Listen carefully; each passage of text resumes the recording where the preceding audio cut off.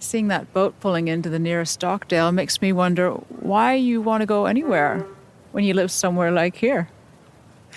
That's a good question. And I'm happy here almost every day of the year because the lake changes color depending on the time of day, the time of season, and the sky.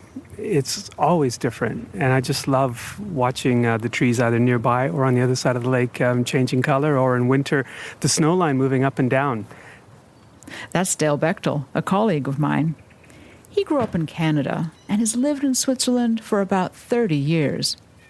We've been sitting on his deck, enjoying the amazing view of Lake Thun in the Bernese Alps.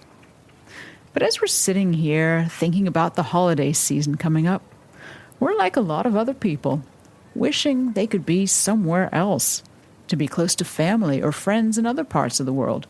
I had minor knee surgery a few years ago, and I had time to think, and I was sitting here on my deck, and I wondered why I'm still so attached to those friends from college. I mean, we were friends decades ago, and only for a short period.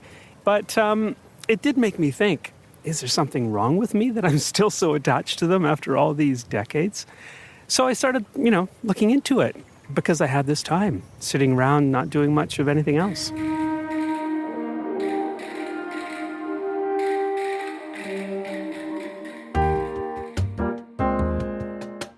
So we're dedicating the upcoming episodes to a special 3-part series to find out more about the connection between nostalgia and homesickness. We'll travel back in time to join 2 backpackers exploring Europe in the 80s and how they're connected to Swiss mercenaries hitting the road back in the 17th century. I'm Susan Masika, and this is The Swiss Connection, a SwissInfo production.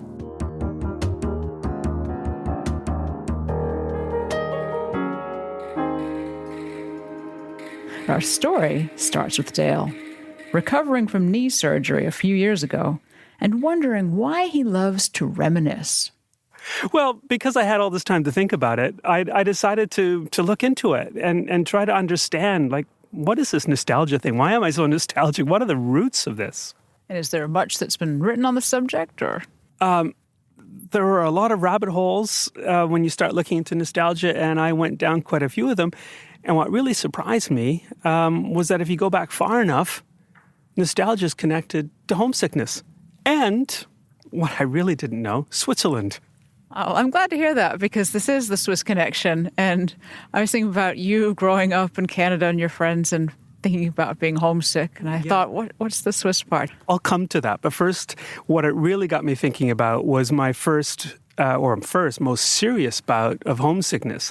And that all happened when I set out with one of these old college friends to cycle across Europe one summer. The year was 1982, and Dale was 21. He and his friend Tony were just out of college. These 2 young Canadians reserved their whole summer for exploring Europe, and they certainly had some adventures. Dale and Tony really bonded all those years ago, and they're still in touch today. Hey, Dale, how are you? Nice to hear from you. Hey, Tony. Good. Great to hear from you. Hey, listen, I was looking forward to seeing you and the other guys in person this year, but, I had to cancel my plans to come home, like many people. Hey, you never know. I may come and see you because, like most people, this whole thing has got me wanting to travel. And of course, you want the things you can't have. And of course, I think that's really what I'm missing a great deal right now. So, Hey, well, maybe we could do at least a leg of our, that bike trip that we did 38 years ago. That would be really great. That would be amazing. And it's funny because I have been thinking of that. And I know we even talked about it last year, or we joked about it. I wouldn't even say we sort of talked about it, but so. Well, to take me back to, what I can't remember. How did we come up with the idea to cycle across Europe? I cannot remember. I have no idea how that happened, how we came up with that idea. Well, I guess we were close to graduating you said, what are you doing after grad? Like, are you going anywhere? And I said, well, I'm planning to go to Europe to cycle. You probably thought about it for about 10 seconds and said, do you mind if I come along? And I think that's how casual you were about it. And I think to a degree, that's how casual we were about the whole notion of cycling around Europe. And then we probably spent all of maybe like 3 hours planning. Well, how did we choose the route? I mean, my gosh, Amsterdam all the way south through the Alps, through Southern Europe to Greece and back up again. I mean, how did we decide on that route? That's crazy. Well, I don't think there was any real planning. And I think the whole notion of Amsterdam to Athens, I think it just sounded good. It sounded like a headline. And to be honest, I don't think we had any idea of, how rigorous the cycling would be. That was Well, that's the funny thing because I was working as an intern at the CBC and we managed to get ourselves interviewed on a radio program, and the host asked us, well, aren't you worried about all the ups and downs and going through the mountains? And I, smugly said, well, we looked at the map and it seems to be all downhill from Amsterdam to yeah. Greece. And I would say that it was all downhill when we got there and realized how difficult it was. Because those first few days were just brutal. And I don't think we had even cycled up a local hill in Toronto to practice, to train for this trip. no, let me just remind you of those early days. I've been trying to forget. Yeah. Tell me. Well, and I can't remember if it was cold or allergies, but you were completely stuffed up. And then on the flight, you just got worse. And then I remember as the plane started descending, you just puffed up even more. Your eyes got like completely closed up.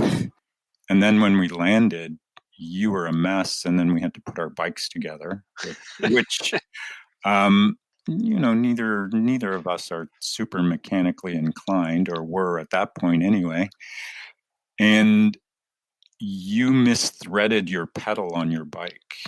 And because what happened was, because you misthreaded it, and then of course all the riding as you rode, it basically broke the threads and your pedal fell off. Now that didn't happen until I think the second day. And I gave up after less than 2 weeks. Yeah, I think it was actually 10 days. So. Yeah, it's pretty embarrassing, right? I'm trying to stretch it to 2 weeks, and you're taking me back down and telling me what it really was. It was only 10 days. The thing is, what Dale was suffering from was more than allergies and bike problems. It was something much worse than that, and it still haunts him today. Despite all of the problems, those could be overcome, right? I mean, eventually you fix the bike, the allergies go away. I was thrown a bit, I guess, by the strangeness of old Europe. I'd never been across the ocean before. And I started feeling something in the pit of my stomach that I couldn't describe. It was just this hollow feeling. It was like something was eating away at me. And I don't know if you've ever felt that before, but I was becoming very anxious. I stopped speaking to Tony. I just really, got into myself, and I really missed everybody and everything back home. It was just up and down. And, it was so debilitating that I really lost my appetite. At what point did you decide, that's it, I've got to go home? Yeah, by that point, we were in the northeastern corner of France, where France kind of juts into Germany. It was a town called Sarrebourg, and I'll never, ever forget that place because, I took that momentous decision to really abandon Tony. Threw my, bike and bags on a train, went to Paris, flew home, and he carried on his own. But it was the most embarrassing moment of my life. And you know what, Susan? The only reason that I've started telling people about it is because of this research. It's something that I really kept to myself. Of course, Tony knows about it all these years. Yeah, I'm not really surprised. I mean, it does sound extraordinary. A young man, it sounds like a trip of a young lifetime, and to just pull the plug on it. Well, it was 10 days of a lifetime, it really was, that I'll never forget. That takes me back to my investigation into nostalgia and its connection with homesickness. And you wouldn't believe what I found out, but I discovered that in that very place where I was homesick, that people hundreds of years ago actually were becoming homesick as well. But that has brought me full circle because, sitting here on my deck, thinking about nostalgia, looking into nostalgia, going into those rabbit holes, I discovered that its very origin goes back to really close to the place where I was homesick. And it was this young medical student who was confronted or seeing or hearing about Swiss soldiers, actually, Swiss mercenaries going off to fight in the part of Europe that I was crossing on my bike. A lot of them became homesick. And so, he decided to study homesickness.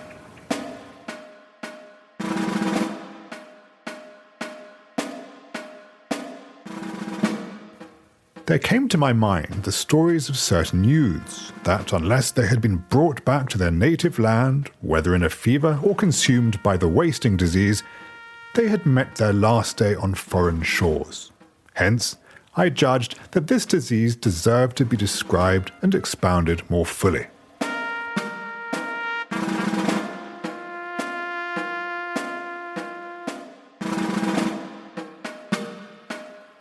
So the guy who wrote that, his name was Johannes Hofer. And it was, how long ago was it? It was a little bit over 300 years ago. He was only 19 years of age. And what hasn't changed over the years, students are looking around. If they're at university, they need something to write about, right? So he had to find a subject for his dissertation. He notices soldiers passing in the streets of Basel, where he's going to university studying medicine.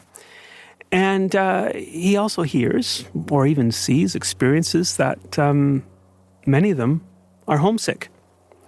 And what he realizes is that homesick is actually a Swiss-German word. He wasn't Swiss-German, actually. He lived just across the border in Mulhouse, but studying in Basel. And he knew this word Heimweh, which had been in the Swiss vocabulary for only a few decades. And so, anyways, he's fascinated by wondering why they would become homesick. And he decided to write his paper on it and realized that Heimweh isn't necessarily a medical description. It's not really considered a disease. And if you wanted to make it one, you'd have to come up with a new name for it. And so, guess what? He invents a new name. And I think you can probably guess what the new name is. Nostalgia?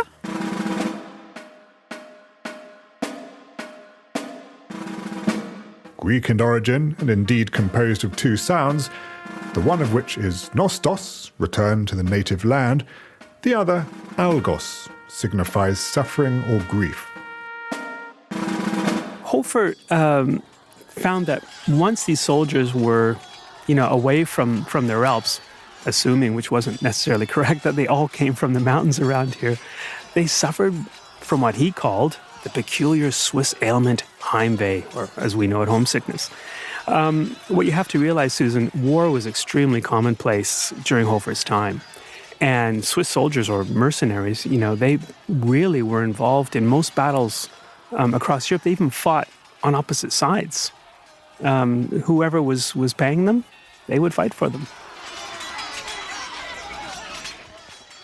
Back then, the majority of Swiss people were poor, scratching a living from the land. That poverty lingered for generations, and Switzerland didn't become a wealthy nation until the second half of the 20th century.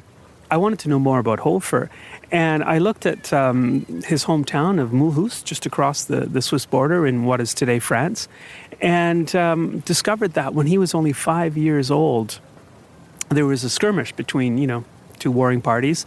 And the one side, the troops of the one side retreated into the center of town. And I can just imagine him as a 5-year-old, as a young boy, seeing these soldiers with their muskets and possibly swords and, I don't know, whatever armor they were wearing. He must have been really, really impressed. Well, it's fun sitting here and hearing these stories and admiring the view, but it is getting a little bit chilly. Why don't we go in and have some tea? Sounds good.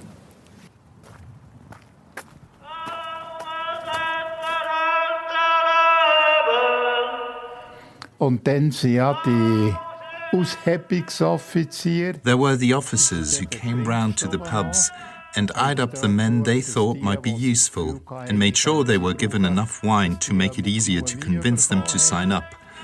And from that moment on, they didn't have a choice. Sie sind verpflichtet gewesen. So what happens when you take the man away from the mountain? Next time on the Swiss Connection, we're going to explore what happens to those men, those mercenaries, when you take them far away from the Alps. Even a simple song could make them abandon their missions. Stay with us for the second installment of our Nostalgia series, as Dale tries to find out what he had in common with many of those Swiss soldiers who lived so long ago.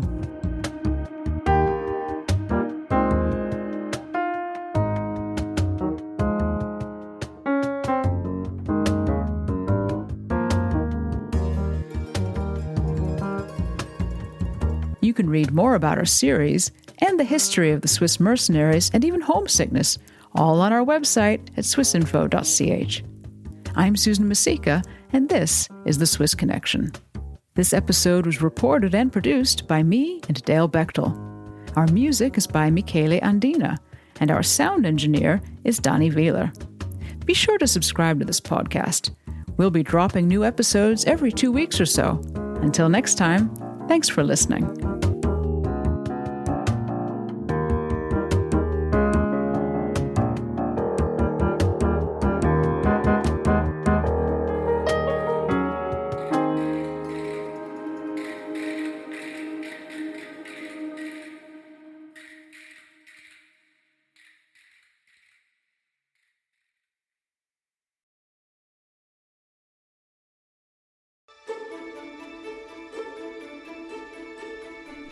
Do you want to polish your knowledge about Swiss elections, referendums and political parties, while at the same time learning more about the quirks of the political system in Switzerland?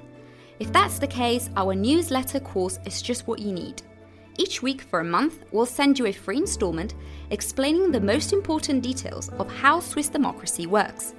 Our course teaches you who's eligible to vote in Switzerland, what the different parties stand for, how election and popular vote results are implemented, and what distinguishes Swiss democracy from other political systems. Our crash course is interactive, like democracy itself. Your questions will be answered on an FAQ page, and you can debate with other users and share your inputs and opinions. We will also provide links to multimedia articles and videos to help you better understand the Swiss democratic system. Please join us and sign up for the free Democracy Crash Course newsletter at www.swissinfo.ch/democracy. That's www.swissinfo.ch/democracy.